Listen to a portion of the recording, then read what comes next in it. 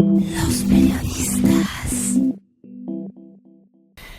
Pues 1917 es un año también importante para la historia mexicana, porque es el año, la sincronía de hechos y de los intereses nacionales que vienen a hacer, a construir una constitución. La Constitución del Del 17, revisando la del 57, ¿no? Así es. Y que marca de alguna manera la historia del siglo XX de México, pese a las reformas, ¿no? Pero digamos que la base sigue siendo el 17. Y bueno, al leer un poco sobre las historias o sobre las narraciones de las biografías de quienes fueron los constituyentes, pues la verdad es que fue un momento de coincidencia de muchas personas que no tenían en su pues currícula el aspecto de la revolución ni nada de esto, sino que eran intelectuales, ¿no? Así o sea, es. realmente buscaron una definición de un Estado moderno en aquel momento, ¿no? Sí, mira, yo tengo esta perspectiva. El porfiriato es el momento más esplendoroso del liberalismo mexicano, que durante todo el siglo XIX había peleado con el conservadurismo por los proyectos de convertir a México en un país del mundo moderno, un país con constitución, un país con una industria bien desarrollada, un país con entendimiento entre los diferentes sectores de la sociedad. Todo esto era el proyecto de los llamados liberales, mientras que el proyecto de los conservadores, y esto es muy importante de entender, nunca fue ese. No. Nunca fue constituir un Estado moderno. Estaban obsesionados, y todavía algunos que viven lo están, por la idea de poder establecer un gobierno, una monarquía, una dictadura católica que imponga a la sociedad las normas del catolicismo, cosa que el propio Papa Juan Pablo II rechazó, pero que para los seguidores de estas visiones mesiánicas sigue pareciéndoles enormemente prometedor. Desaparecido el Partido Conservador, 1867, perseguidos sus dirigentes, enviados al exilio muchos, otros encarcelados, no hubo más grupo político entre 1865 y el porfiriato. Uno no encuentra en este tramo de la historia otro partido, otro grupo, otra alternativa que no sea la del liberalismo rampante. Un liberalismo que ha tomado fuerza de la Revolución Francesa, que ha tomado ideas de la Revolución Francesa, que está promoviendo la constitución de un poder político que rompa con la monarquía y que cree las condiciones de representatividad en las que toda la sociedad puede participar y debe participar, y con esto los ideales de libertad y de igualdad, que son los dos ideales de la democracia, habían venido aparejándose para hacer viables y hacer explicables los cambios en los diferentes países. México atraviesa entre la caída del Partido Conservador y la llegada al poder de Porfirio Díaz, tú vuelves a encontrar ahí, entre los propios liberales, contradicciones muy grandes, porque no todos tenían la misma visión. Los intelectuales de universidad, los intelectuales de las ciudades capitales tenían una visión muy diferente de los líderes sindicales de las áreas rurales o de las áreas marginales, en donde tenían que trabajar para sacar adelante los nombramientos que habían recibido. El porfiriato recoge toda una herencia del siglo XIX, impone el Estado laico, lo que se vuelve una acción muy oportuna en ese momento, crea las condiciones para que se abra la universidad, que había estado cerrada durante varios años. El porfiriato crea las condiciones de desarrollo del país, como tú sabes, infraestructura, ¿no? La infraestructura ferroviaria de México en el periodo del porfiriato es la más grande de nuestra historia. Sí. Es lo que dejó cimentadas las rutas que todavía hoy por ahí circulan algunos trenecitos, pero Porfirio Díaz y su gobierno, apoyado por los científicos, comenzó a hacer crecer a la sociedad. De repente México emergió en el escenario internacional como un país confiable. Europeo al estilo francés. Además, el afrancesamiento tuvo su auge ahí. Así es, enormemente influenciados por los franceses. El gobierno de Porfirio Díaz, el error grande que comete es la reelección del personaje. Si Porfirio Díaz hubiera sido menos reelecto, servidor de su propio ego. Sí, un poco lo que le pasó también después, años después, en otro escenario, a Fidel Velázquez y a Blas Chumacero en el caso poblano, ¿no? Así es. O a otros líderes de otros sindicatos también de esas épocas. No soltar, no formar cuadros. Pierdes la dimensión del tiempo, claro, que en la política es fundamental.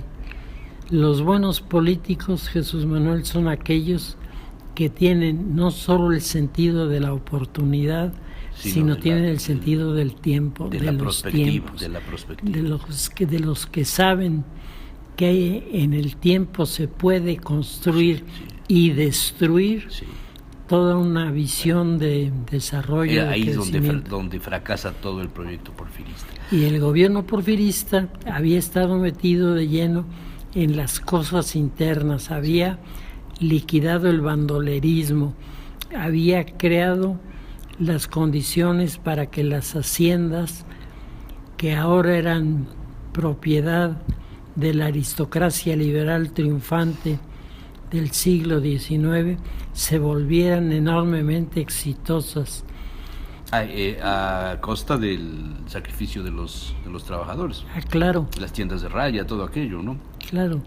El modelo era un modelo que estaba saliendo de un esquema que nunca había tenido definición, a un mundo donde las leyes definen, donde hay toda una serie de lineamientos de comportamiento político para que tú puedas ser reconocido en otros lugares.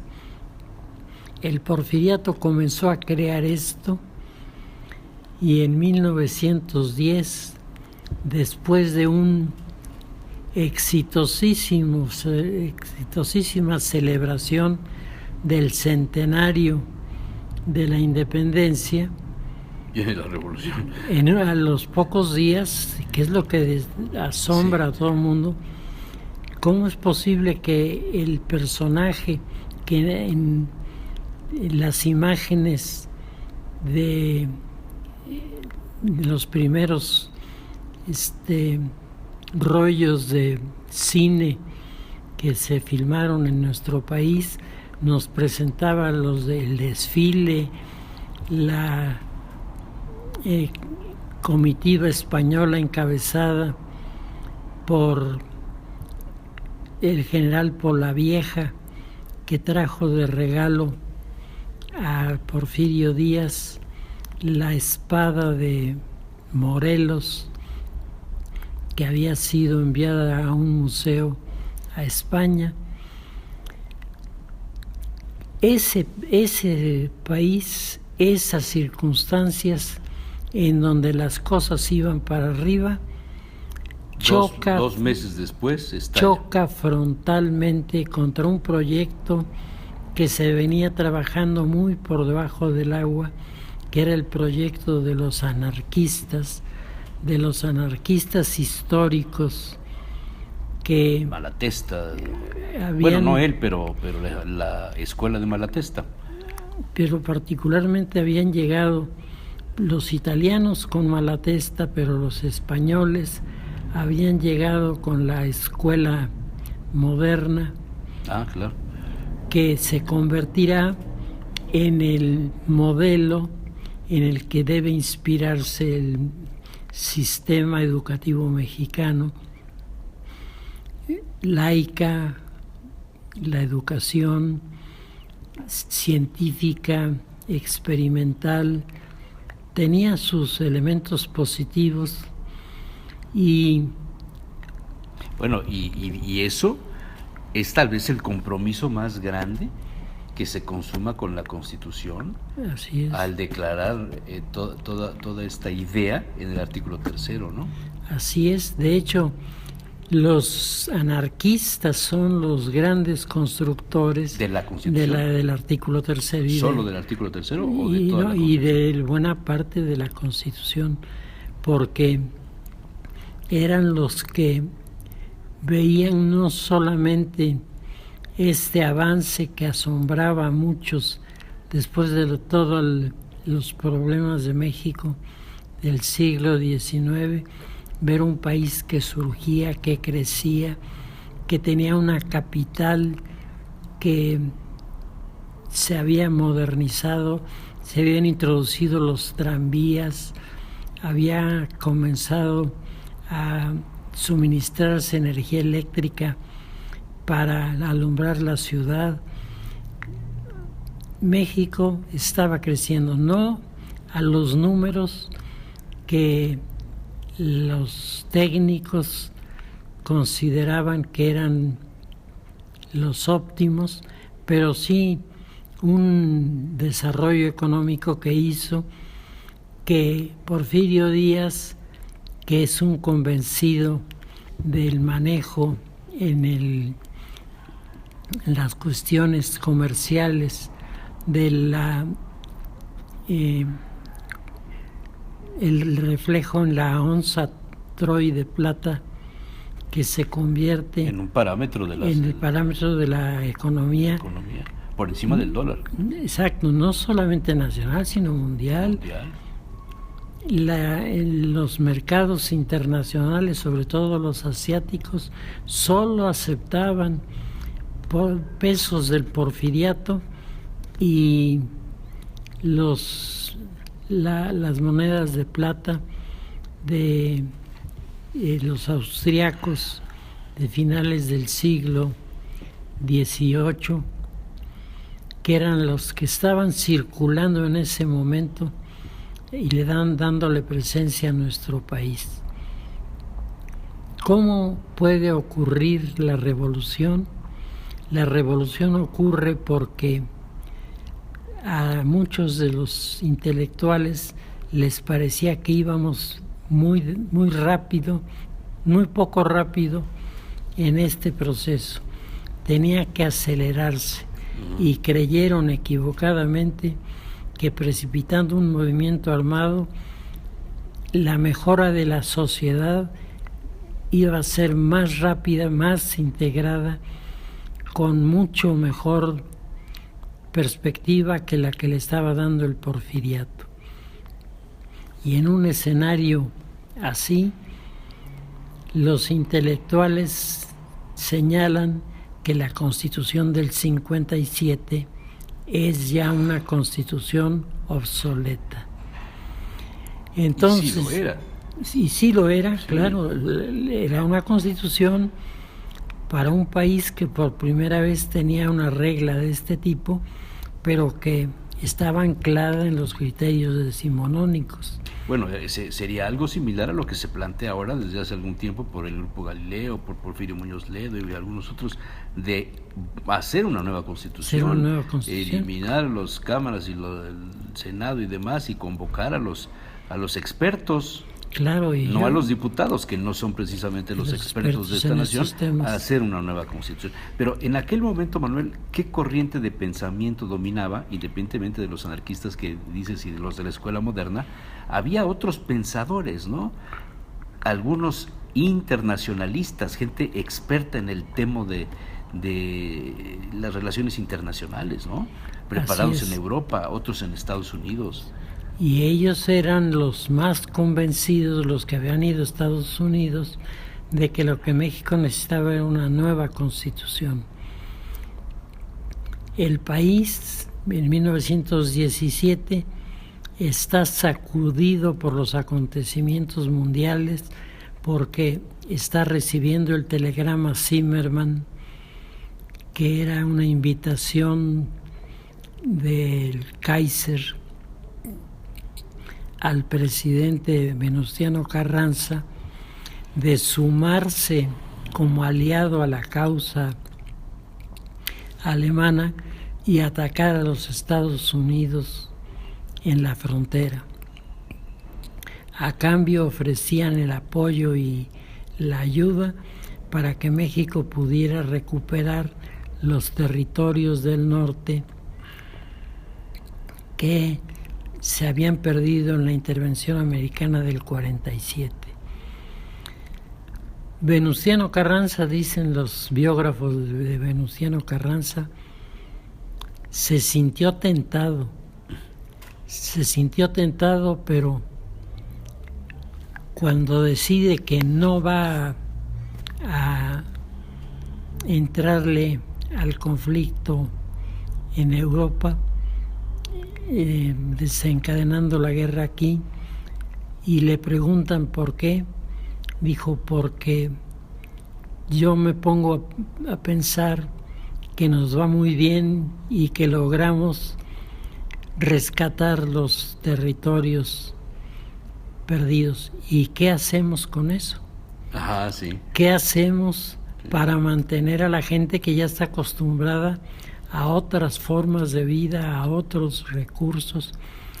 Y todo esto, que habla de un realismo que finalmente es el que va a salir adelante, se convoca la Convención de Aguascalientes, en donde se trata de resolver el problema de la legalidad o legitimidad de la presidencia, y luego se convoca la reunión en Querétaro, en donde las facciones revolucionarias, y solo ellas, elaboran el documento. La revolución dejó su herencia en muchos de los textos de la Constitución, pero al mismo tiempo dejó muchos espacios vacíos, porque era el primer intento de tener una constitución en el mundo moderno que estaba sufriendo cambios de gran envergadura y de mucha profundidad, mientras aquí los que dialogaban sobre la Constitución, y están los diálogos editados. Sí. A mí me hicieron favor de obsequiarme un ejemplar de esto, y tú lo lees y no lo puedes creer. Los debates eran los debates eran con mucho fundamento, ¿no? algunos y otros eran tan simplistas, tan poco apegados a la realidad que no podías creerlo. Era el ejemplo más evidente de las realidades mexicanas. Una pequeña parte de la sociedad ilustrada, preparada y al mismo tiempo está enlazada con las oligarquías que juegan a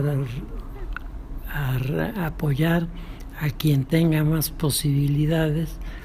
O sea, toda esta visión se refleja en el texto de la Constitución, una Constitución que ya no comienza su presentación como la del 57, en el nombre de Dios Todopoderoso.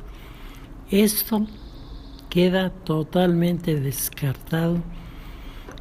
La nueva visión de la Constitución tiene cierta influencia del pensamiento ruso, que entonces estaba muy en boga, pero tiene muchas otras cosas que son apreciaciones meramente mexicanas, que eran las que le daban a este documento, digamos, un valor que no nada más era de pretender regular la vida de los mexicanos, sino crear qué país se quería crear, qué México se quería. Y lo que, si tú lees la Constitución de manera objetiva, lo que te vas a encontrar es un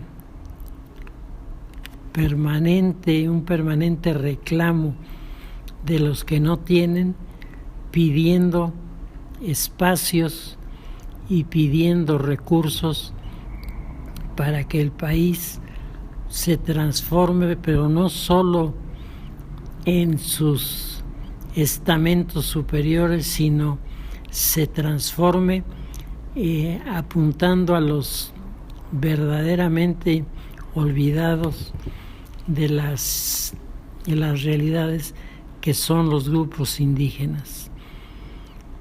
Los debates de la Constitución nos hacen ver la fuerza de los socialistas, la fuerza de los anarquistas, que son los que aportan el mayor número de propuestas, y al mismo tiempo comienzan a desarrollarse los grupos políticos de los estados, en donde aparece la figura de un caudillo rodeado de un grupo de personas de recursos económicos, y otros de buenas ideas y otros de muy malas ideas, que lo que quieren es encontrar la manera de unir al país.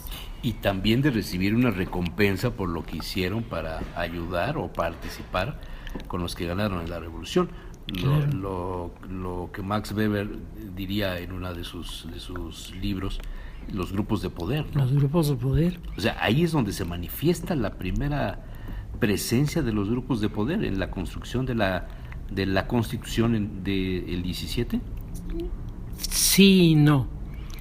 Sí, porque crean todas las condiciones para que el país tome un rumbo democrático más o menos definido y tenga metas y métodos sugeridos para su desarrollo. No, porque la Constitución no es una Constitución que recoja el sentir de todos los mexicanos, sino solo de otra parte que es igualmente pequeña, pero sumamente discutidora, que son los teóricos liberales, los teóricos socialistas y los teóricos marxistas, Vicente Lombardo Toledano. Claro. José Vasconcelos, Octavio Paz. Tú vas recorriendo los nombres de los personajes de esa época, oye, y ninguno de ellos es para ser menospreciado. Eran hombres de letras. Eran hombres enterados, eran hombres preparados, que chocaban en los diálogos de la construcción de la Constitución con criterios muy revanchistas y más interesados en imponer una idea que crear las condiciones para entendernos entre todos. La Constitución de 1917 es una Constitución que precipita unos cuantos años después el mayor conflicto religioso del siglo XX en México, que se denominó la Guerra Cristera. La aplicación de algunos de los puntos de esta Constitución crearon las condiciones para que esto pudiera llevarse a cabo. De la misma manera que esta Constitución creó las condiciones para el desarrollo de las ideas políticas del Partido Socialista del Sureste, claro, de Garrido Canával, el grupo de Garrido Canával, la aparición de grupos que se estaban adueñando del proyecto de los sindicatos, y la lectura que se hace desde el bando que pudiéramos considerar adverso es de un rechazo total a la Constitución. A mí me parece que el conservadurismo en México nunca ha querido el diálogo, nunca ha estado a favor de un diálogo. Ha estado a favor de la derrota de sus adversarios y la desaparición de estos, lo cual en un mundo plural, en un mundo abierto, en un mundo cosmopolita resulta imposible de sostener. Todavía hoy te encuentras personas que te lo señalan como si fuera el único propósito de la fundación de una nueva Constitución. La Constitución, decían los ingleses,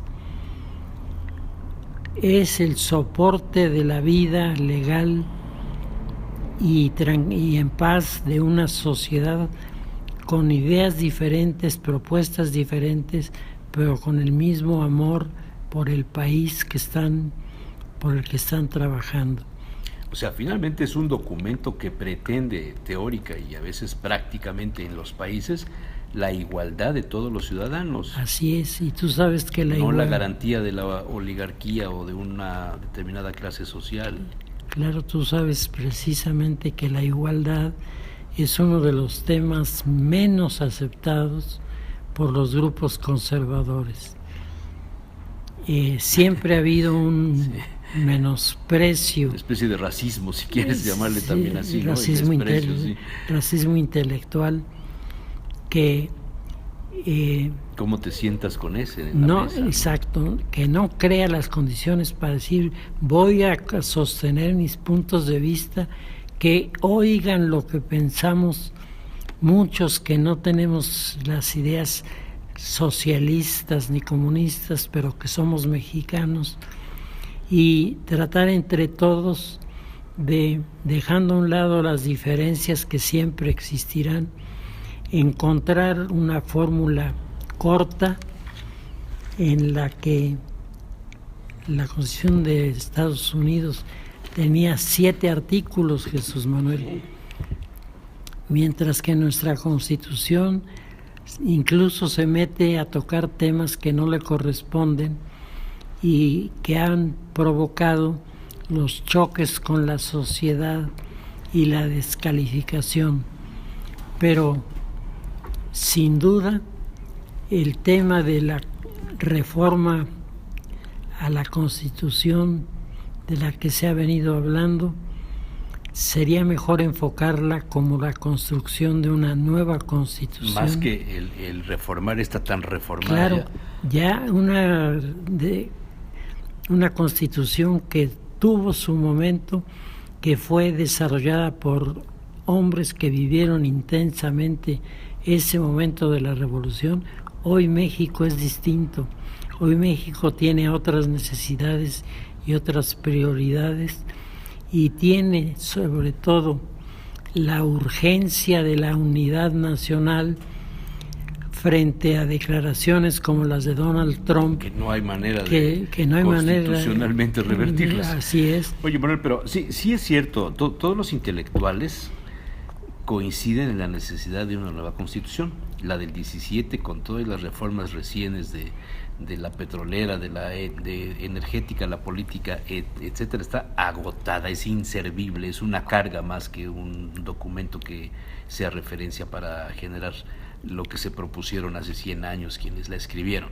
Pero es el momento de hacerla cuando un presidente está en la aceptación más baja, en el 12%, cuando trae un enfrentamiento dentro de su partido, fuera de su partido, donde hay estamos a un paso de una sucesión presidencial, del inicio de las campañas de quienes quieren sucederle y de la confrontación tan abierta y descarada que trae el presidente de los Estados Unidos contra México. Sí, mira, yo creo que todos estos factores son factores que estimulan la idea de discutirla con la nueva constitución aquí y ahora, porque precisamente en un mundo que va a tener estas características que tú has mencionado muy generalizadas, los mexicanos o somos capaces de ponernos de acuerdo para buscar el mejor camino para México, o nuestro país acabará aplastado, acabará viviendo etapas... Aplastado o dividido, Manuel, que fue uno de los proyectos de mediados del siglo pasado, bueno, un poco antes de mediados del siglo pasado, cuando se pretendió la separación. Sí, así es. Chiapas, Yucatán, el norte, sí. Toda la tesis que generó el enriquismo, por ejemplo, estamos hablando de hace 70 años, ¿no? Así es. Pues el escenario está así, las condiciones son difíciles, pero tenemos que aprender que no es esperando que las cosas por sí mismas se resuelvan como vamos a cambiar. Tenemos que adoptar la audacia de tratar de entendernos entre todos y crear las condiciones mínimas de supervivencia política, social y cultural entre los grupos, y darle a México una ventana hacia el futuro con mucho más sentido. Muy bien. Pues ahí la dejamos hoy, Manuel. Nos vemos la semana próxima.